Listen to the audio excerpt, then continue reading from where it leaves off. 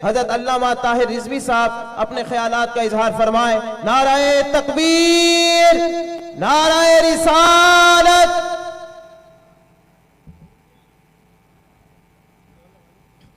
الحمدللہ وحدہ والصلاة والسلام علی من لا نبی بعدہ، اما بعد فاعوذ باللہ من الشیطان الرجیم، بسم اللہ الرحمن الرحیم۔ وما ارسلناک الا رحمتا للعالمین، صدق اللہ مولانا العظیم وصدق رسولہ النبی الحبیب الکریم الامین۔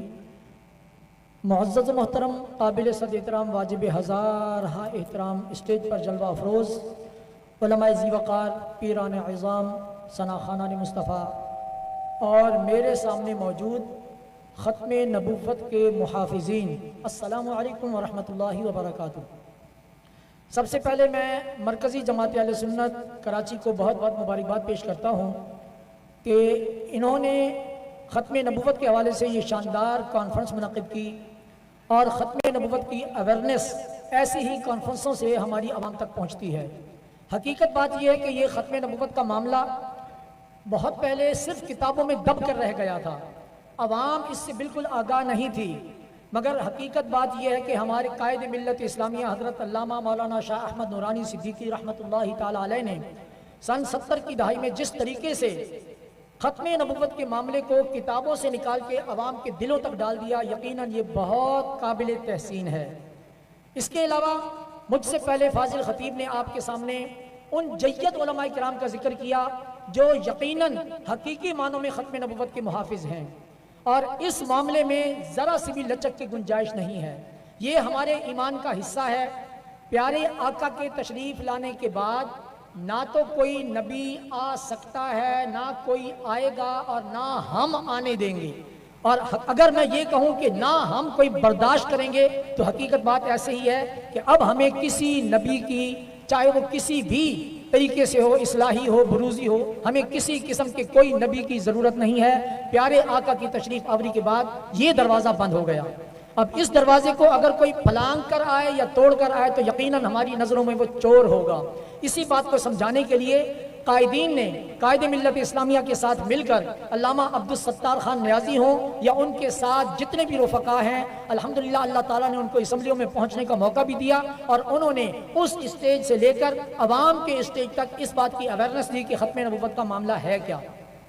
اور حقیقت بات یہ ہے کہ اگر ہم تھوڑی سی بھی اپنی آنکھیں بند کر لینا تو یہ چور دروازے سے آنے کی بار بار کوشش کرتے رہتے ہیں۔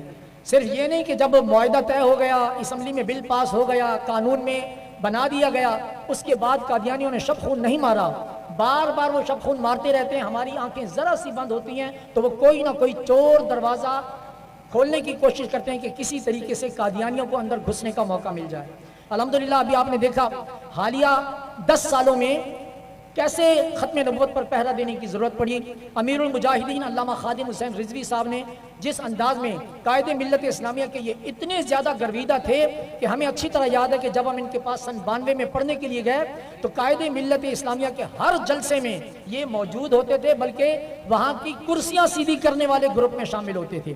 مجھے اچھی طرح یاد ہے موچی دروازے میں مینار پاکستان میں ہم نے ان کے ساتھ مل کر کرسیاں سیدھی کی، اور بابا جی علیہ الرحمہ نے جس طرح ختم نبوت پہ پہرا دیا، میرے خیال میں تو یہ ان کی بہت بڑی، یہ ان کا یوں سمجھے حکومت کی نظر میں گناہ بن گیا کہ جس کی سزا اب تک ان کی تحریک جو ہے وہ بھگت رہی ہے۔ اللہ تبارک و تعالی ہمارے تمام جو زعماء ہیں ان کو ہوش کے ناخن لینے کی توفیق عطا فرمائے کہ جس طریقے سے وہ انارکی پھیلا رہے ہیں ایسا ہمارا ملک اب متحمل نہیں ہے۔ 3 سرحدیں ہماری پہلے ہی کھل چکی ہیں، اب یہ ملک کے اندر انارکی پھیلا کے یقیناً یہ بہت بڑا غلط کام کر رہے ہیں اور ملک کے اندر خانہ جنگی شروع کرنے کی کوشش کر رہے ہیں۔ اللہ تعالیٰ ان سب کو ہوش کے ناخن لینے کی بھی توفیق عطا فرمائے، اور اللہ تبارک و تعالیٰ ان کو صحیح معنوں میں فیصلے کرنے کی توفیق عطا فرمائے۔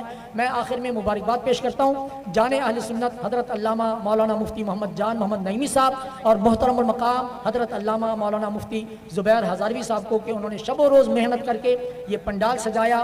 پچھلے سال بھی بہت زبردست جلسہ ہوا، اس سال بھی، اور میں نے پچھلے سال بھی کہا تھا علامہ صاحب سے ملاقات کے دوران کہ ایک نئی روح جماعت اہل سنت کو پھونک دی گئی ہے۔ تمام سنیوں کے اس جلسے نے ایک نئی روح پھونک دی ہے۔ اللہ تبارک و تعالیٰ ایسی توفیق ہم سب کو بار بار عطا فرمائے۔